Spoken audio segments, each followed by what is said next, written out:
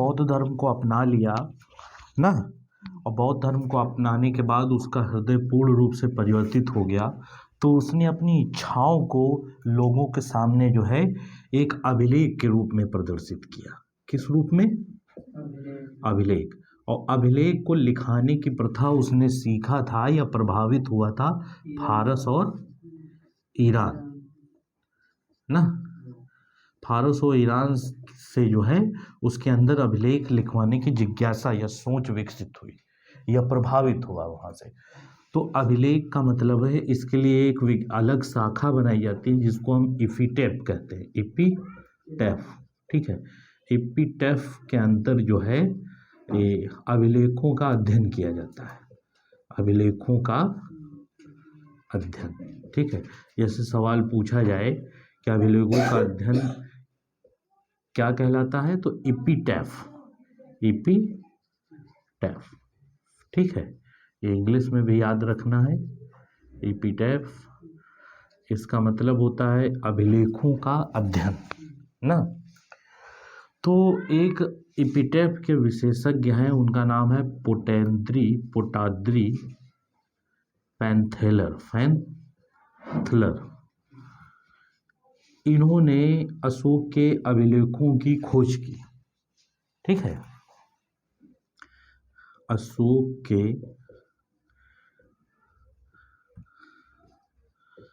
अभिलेख खोजा, ठीक है। जैसे सवाल पूछा जाए कि अशोक के अभिलेखों की खोज किसने की, तो पोटाद्री पैंथेलर, ठीक है, पैंथेलर, ठीक है। और 1837 ईस्वी में ये खोज हुई थी, 1750 ईस्वी में, ठीक है। और 1837 ईस्वी में उनका नाम है जेम्स प्रिंसेप। इन्होंने अशोक के अभिलेख पढ़े। अशोक के अभिलेख पढ़ने वाला पहला व्यक्ति कौन था? James Prinsep. और अशोक के अभिलेखों की खोज करने वाला पोटाद्री पैंथेलर, ठीक है। इन्होंने खोज की, इन्होंने पढ़ा, और उसके बाद जो अशोक के अभिलेख लिखे हैं वो पूरे भारत, अशोक के पूरे साम्राज्य से प्राप्त हुए। अशोक का साम्राज्य अगर हम देखें तो उत्तर में कश्मीर से लेकर के दक्षिण में मैसूर तक फैला था, ठीक है। और पूरब में अगर हम देखें तो ये हिंदुकुश पर्वत से लेके जो अफगानिस्तान में है, हिंदुकुश पर्वत कहाँ है? अफगानिस्तान, वहाँ से ले करके ये तुम्हारे बंगाल तक था, ठीक है। ये उसकी सीमाएं हो गई अशोक के साम्राज्य की। और इसी पूरे साम्राज्य से अभिलेख प्राप्त हुए, ठीक है। मतलब कश्मीर से लेकर के मैसूर, हिंदुकुश पर्वत से लेकर के बंगाल, इतने क्षेत्र से हमें अशोक के अभिलेख प्राप्त हुए। अशोक के अभिलेखों की खोज पोटाद्री पैंथेलर ने की और इसको पढ़ा जेम्स प्रिंसेप ने। अशोक के अभिलेखों की जो भाषा है वो उस समय प्रचलित भाषा प्राकृत में लिखे गए। किस भाषा में? प्राकृत भाषा में लिखे गए। और इनकी जो लिपि है वो ये 4 लिपि में मिले हैं। किसमें? ब्रह्मी और खरोष्ठी और अरामेइक और यूनानी, ठीक है। लेकिन भारत के अंदर जितने अभिलेख मिले हैं वो सब ब्रह्मी लिपि में मिले हैं और सबसे अधिक अभिलेख भी इसी लिपि में मिले हैं। सवाल पूछा जाए अशोक के सबसे अधिक अभिलेख किस लिपि में मिले हैं? ब्रह्मी लिपि में, ठीक है। और वो भारत के अंदर ज़्यादातर मिले हैं। तो अभिलेख अगर हम देखें,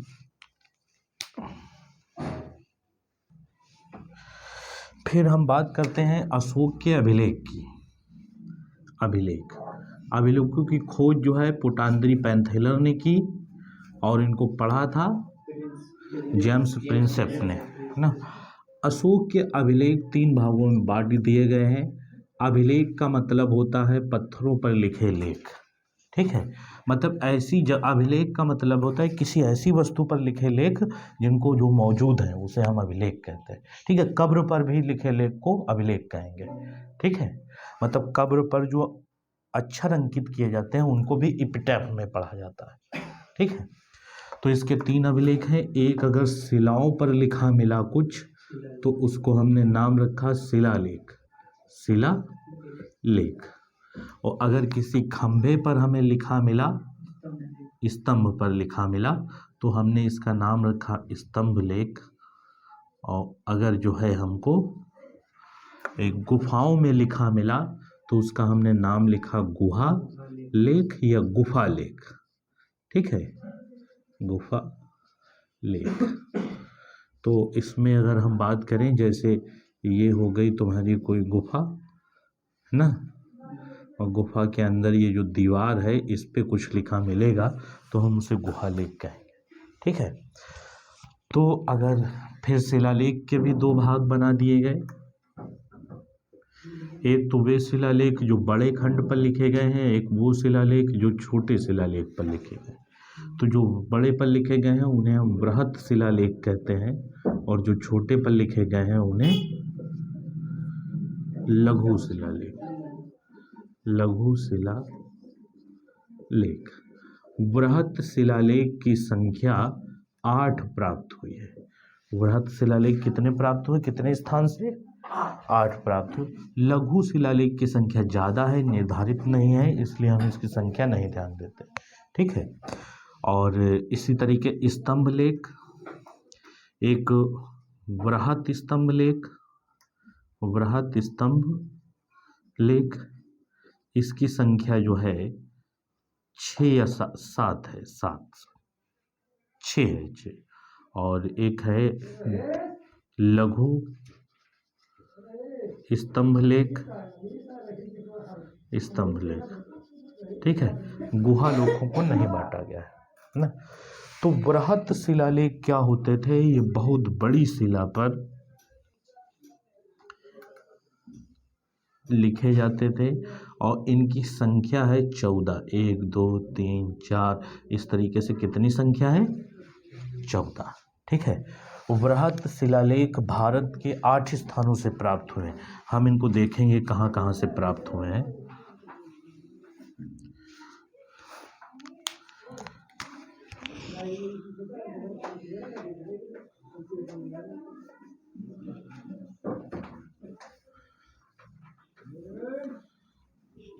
आठ स्थान जहाँ से हमें जो है क्या प्राप्त हुआ है? बृहत शिलालेख ना। जैसे हम बात करते हैं, पहला स्थान है शहबाजगढ़ी और मानसेहरा है, शहबाजगढ़ी। दूसरा तो पहला इसका है, उसका नाम है शहबाजगढ़ी। ये कहाँ है? पाकिस्तान के हजारा जिले में। जिला भी हमें याद रखना है, PAK लिख देते हैं, पाकिस्तान। दूसरा इसी के नीचे है मानसेहरा, मानसेहरा, मानसूरा। अच्छा, मानसेहरा ये है, मानसेहरा। तो ये तुम्हारा है एक शहबाजगढ़ी, ये है शहबाजगढ़ी।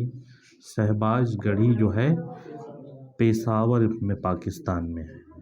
ठीक है, और ये मानसेहरा ये भी पाकिस्तान में है। मानसेहरा ये तुम्हारा जो है हजारा जिला, ये कहाँ है? पाकिस्तान। फिर एक ये है गिरनार। गिरनार कहाँ है? हाँ, गिरनार जो है गुजरात का एक जिला है, सौराष्ट्र ना, ये है गुजरात में। गिरनार के बाद है ये महाराष्ट्र, इसका नाम है सोपारा। ठीक है, तो चौथा हमारा हो गया सोपारा, ये कहाँ है? महाराष्ट्र। ठीक है, उसके बाद ये है आंध्र प्रदेश में, इसका नाम है एरागुंडी। एरागुंडी।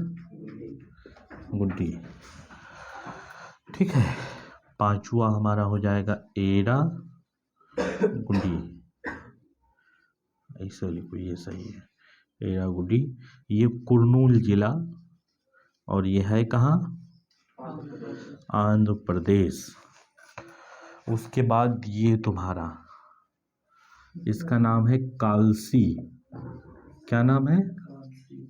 ये कहाँ है? हाँ, देहरादून जिला, और राज्य हो जाएगा उत्तराखंड। उत्तराखंड। ठीक है, तो ये तुम्हारा 5 हो गए थे, ये 6। ठीक है, 7 नंबर यहाँ पर है जौगढ़। ठीक, हाँ, और धौली। ठीक है, तो 7वां तुम्हारा हो गया जौगढ़, ये उड़ीसा में है, उड़ीसा का गंजाम जिला ना, जिला।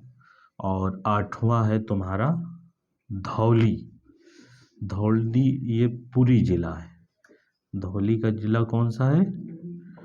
पुरी जिला, ये भी उड़ीसा में है। ठीक है, तो ये 8 हमें बृहत शिलालेख भारत के इन स्थानों से प्राप्त हुए। अब इन 8 शिलालेखों में प्रत्येक शिलालेख में 14 बातें लिखी हैं। ठीक है, तो पहली बात को हम कहते हैं प्रथम अभिलेख, दूसरी बात को कहते हैं द्वितीय अभिलेख, और तीसरी बात को कहते हैं तृतीय अभिलेख। इसी तरीके से धौली और जौगढ़ में अभिलेख नंबर 11, अभिलेख नंबर 12 और अभिलेख नंबर 13 का उल्लेख नहीं है। ठीक है, ये जौगढ़ और धौली में, और इनके स्थान पर 2 अभिलेख नए बनाए गए हैं, जिनको हम प्रथम पृथक अभिलेख और द्वितीय पृथक अभिलेख कहते हैं। ठीक है, इनको हम आगे देख रहे हैं अभी।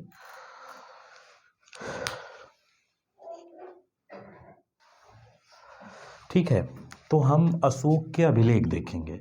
तो अब से अभिलेख में हमारा था शिलालेख ना, हाँ, वृहत शिलालेख, और इनकी संख्या है 8, और एक शिला पर 14 बातें लिखी ना। तो 14 में हम ये भी देख लेंगे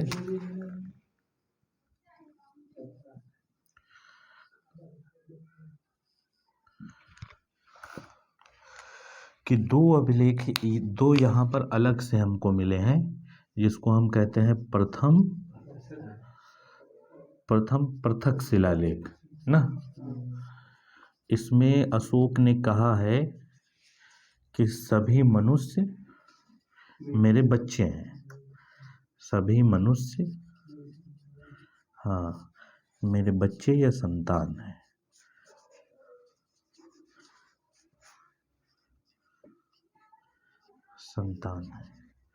ठीक है, और यहीं पर दूसरा जो अभिलेख है, द्वितीय पृथक शिलालेख, इसमें अशोक ने प्रशासन के बारे में लिखा है। ठीक है, केवल हमें इतना याद रखना है कि प्रथम पृथक शिलालेख उड़ीसा में है, और द्वितीय पृथक शिलालेख ये भी उड़ीसा में है। प्रथम पृथक शिलालेख में एक सेंटेंस जो बहुत महत्वपूर्ण माना जाता है, कि अशोक के बारे में जो जानकारी हमें देता है कि सभी मनुष्य मेरे बच्चे या संतान। ठीक, फिर जो वृहत शिलालेख पर हमें 14 लेख मिले हैं, 1 2 3 4 5 6 7 8 9 10 11 12 13 और 14, 14 अभिलेख। तो पहले में अशोक कहता है पशु बलि की निंदा करता है, पशु बलि की निंदा करता है। ठीक है, अशोक कहता है कि मनुष्यों को पशु की बलि नहीं करना चाहिए, अर्थात अहिंसा पर जोर देता है, अहिंसा पर जोर देता है। और स्वयं के बारे में भी लिखता है कि हमारे यहाँ जो है ये हमारे लिए पहले अधिक संख्या में मोर और हिरन मारे जाते थे, परंतु जब से हमने धम्म शिक्षा ली है तब से हमने स्वयं जो है ये केवल 2 मोर 1 हिरन मारा जाता है, और ये भी हम धीरे धीरे कम कर देंगे। ठीक है, ये बात अशोक किस अभिलेख में कहता है? प्रथम। तो सवाल हमसे 2 पूछा जाएगा कि पशु बलि की निंदा अशोक ने किस अभिलेख में की है? प्रथम अभिलेख में। ठीक है। अच्छा, प्रथम पृथक अभिलेख अलग है, शिलालेख ना, और प्रथम अभिलेख अलग है ना। प्रथम अभिलेख मतलब शिलालेख पर लिखी 14 बातों में से एक ना। फिर दूसरे में ये क्या कहता है, ये इतनी बात आई समझ में? दूसरे में अशोक कहता है कि जो है हम और हमारे जो आसपास राज्य हैं, सभी राज्यों में जो है निशुल्क चिकित्सा व्यवस्था करेंगे। ठीक है, मतलब कहता है कि हमारा स्वयं का राज्य और पड़ोसी राज्य दोनों जगह जो है निशुल्क जो है चिकित्सा व्यवस्था होगी, निशुल्क चिकित्सा व्यवस्था।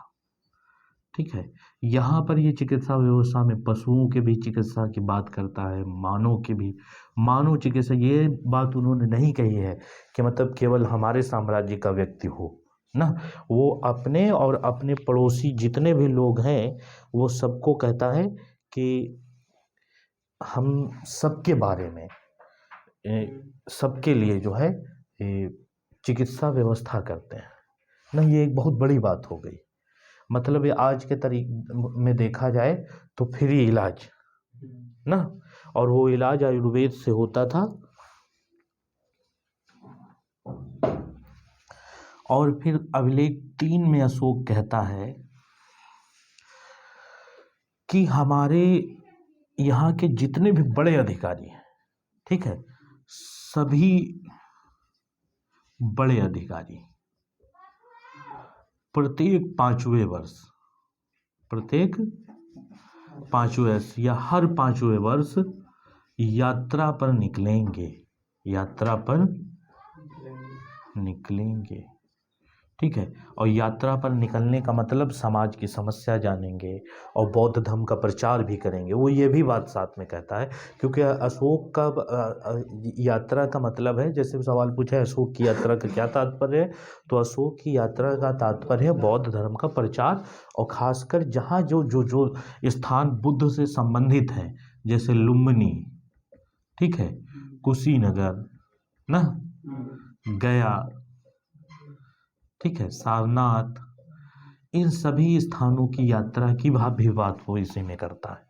ठीक है, फिर अभिलेख 4 में कहता है, ये बहुत इंपॉर्टेंट है, इंपॉर्टेंट जो है उन पे हम टिक लगा रहे हैं। ठीक है, वैसे हमको जानकारी तो सारी रखना है। 4 में अशोक कहता है कि हमने भेरी घोष, और भेरी घोष का मतलब लिख गया है युद्ध से लिया गया, रणभेरी। ठीक है, मतलब युद्ध जो चल रहा था इधर उधर, उसको हमने किस में परिवर्तित कर दिया है? धम्म घोष में परिवर्तित कर दिया है। ठीक है, मतलब अशोक कहता है कि हमने जो भेरी घोष, जो युद्ध पर सब कुछ आधारित था, उसको हमने धीरे धीरे किस में परिवर्तित कर लिया है? धम्म घोष। कि अब सब लोग अहिंसा करने लगे हैं, सब लोग समाज की सेवा करने लगे हैं। जैसे वो स्वयं के बारे में भी लिखता है कि जैसे यहाँ अभिलेख 1 में कहता है पशु बलि की मैं निंदा करता हूँ, दूसरे में कहता है स्वयं मेरे राज्य और मेरे जो पड़ोसी राज्य हैं उनकी सीमा पर चिकित्सा व्यवस्था कराता है, और उस व्यवस्था में कहता है कि पशु और मानव, चाहे वो हमारे साम्राज्य का हो चाहे हमारे पड़ोसी साम्राज्य का हो, सबकी निःशुल्क सेवा की जाएगी। ठीक है, तो ये बात आई समझ में। फिर अभिलेख 5, इसमें धम्म महामात्र की नियुक्ति करता है। ये धम्म का बहुत बड़ा अधिकारी है। ठीक है, धम्म मतलब बौद्ध धर्म से संबंधित इसको बहुत जानकारी है और ये अपने नियम रणनीति सब बनाता है कि हम किस किस तरीके से जो है आगे प्रसार करें। ठीक है, तो हमें नंबर 1 पर जरूर ध्यान रखना है कि पशु बलि की अशोक निंदा करता है। 2 में अपने और पड़ोसी राज्यों के सभी व्यक्तियों और पशुओं के लिए निःशुल्क चिकित्सा व्यवस्था करता है। और 3 वाला भी याद रखना है कि बड़े अधिकारियों को हर 5 वर्ष यात्रा पर जाने का आदेश देता है। और चौथे में कहता है कि हमने भेरी घोष को किसमें परिवर्तित कर दिया है, धम्म घोष में। और 5वें में कहता है धम्म महामात्र की नियुक्ति हमने कर दी। और धम्म महामात्र ये मतलब एक बड़ा अधिकारी है जो बौद्ध धर्म के प्रचार प्रसार और उसकी व्यवस्था सब कुछ देखेगा। अभिलेख 6 जो है वो कहता है, अशोक ने इसमें लिखा है कि हम जो है शिक्षा दे रहे हैं। किस चीज की शिक्षा? आत्म नियंत्रण, आत्म नियंत्रण की शिक्षा की बात करता है, शिक्षा देने की बात कही गई। ये बहुत इंपॉर्टेंट है उस समय। आत्म नियंत्रण का मतलब सेल्फ कंट्रोल, जिसको हम मेडिटेशन कहते हैं ना। मेडिटेशन का मतलब सीधा सीधा योगा से भी हम ले सकते हैं। ठीक है, उसके बाद 7 और 8 ये दोनों साथ में हमेशा पढ़े जाते हैं। अभिलेख 7 और 8 इसमें अशोक ने अपनी यात्राओं का वर्णन किया है। ठीक है, और ये सबसे बड़े अभिलेख भी हैं क्योंकि अशोक ने अपने जीवन में बहुत यात्राएं की होंगी, तो इसलिए इसमें सबका वर्णन है। अशोक की यात्राओं का वर्णन है। ठीक है, जैसे उसने लिखा कि मैं लुम्बिनी गया, कुशीनगर गया। ठीक है, और कुशीनगर गया और गया, सारनाथ, इस तरीके से वो अपने जीवन की सारी यात्राएं लिखता है कि हम कहाँ कहाँ गए। तो हमें सीधा ये याद रखना है कि अशोक की यात्राओं का वर्णन है। कहाँ? 7 और 8 में। ठीक है, अशोक की यात्राओं का वर्णन है।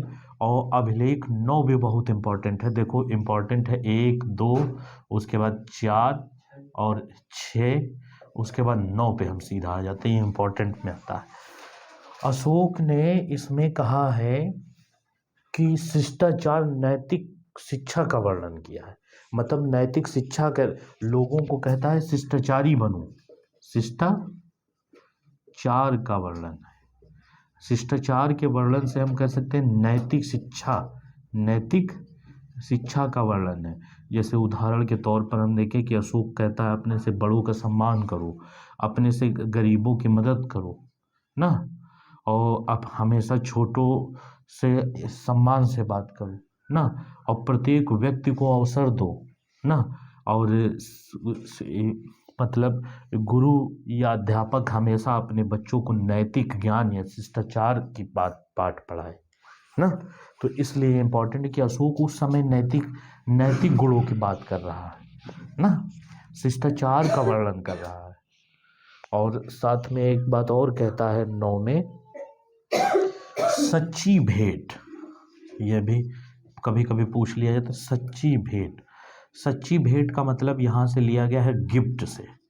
ठीक है, एक गिफ्ट वो होती है जो किसी लालचवश दिया गया है या इसलिए दिया गया है कि उससे हमको भी मिलेगा ना, तो उसको तो आदान पर। सच्ची भेंट का मतलब है कि हम बिल्कुल इस तरीके से कि बिना निस्वार्थ भाव के किसी गरीब को 100 रुपए दे दें या कोई वस्तु दान कर दें, तो उस भेंट की वो बात करता है। जिस व्यक्ति को आवश्यकता है उसके बदले में हमको कुछ नहीं लेना है, ये सोचकर दी गई भेंट सच्ची भेंट कहलाती है। इसको हम गिफ्ट के तौर पर आज कर सकते हैं ना। तो शिष्टाचार की बात वो कर रहा है। इसमें अशोक ने उच्च अधिकारी और जो मंत्री हैं उनको ये आदेश दिया है, वह मंत्री, कि ये हमेशा प्रजा के हित वाला काम करें, प्रजा के हित में काम करें। मतलब कोई भी ऐसा अधिकारी या मंत्री ना हो जो प्रजा के विरोध में काम करे, मतलब ये अपनी प्रजा को खुश रखना चाह रहा है ना। तो ये कहता है कि उच्च अधिकारी और जो मंत्री हैं वो हमेशा किस विषय पर सोचे, प्रजा के हित में सोचे। ठीक है। और 11 में धम्म की व्याख्या की गई है। धम्म की व्याख्या, धम्म की व्याख्या का मतलब है सीधा सीधा बौद्ध धर्म, बौद्ध धार्मिक शिक्षाएं, बौद्ध धर्म की शिक्षा। ये हम लोग पहले पढ़ चुके हैं, जो हमें सब पता है उनका वर्णन किया गया है। शिक्षाओं में मुख्य रूप से हम देखें 4 आर्य सत्य ना, और क्या था, अष्टांगिक मार्ग, अष्टांगिक मार्ग, और 10 शील सिद्धांत, 5 शील सिद्धांत 10 शील सिद्धांत दोनों है ना, 5 शील सिद्धांत फिर 10 शील से, मतलब इनका सबका वर्णन कहाँ अशोक कर रहा है, हाँ धम्म की व्याख्या कर रहा है अभिलेख नंबर 11 में ना।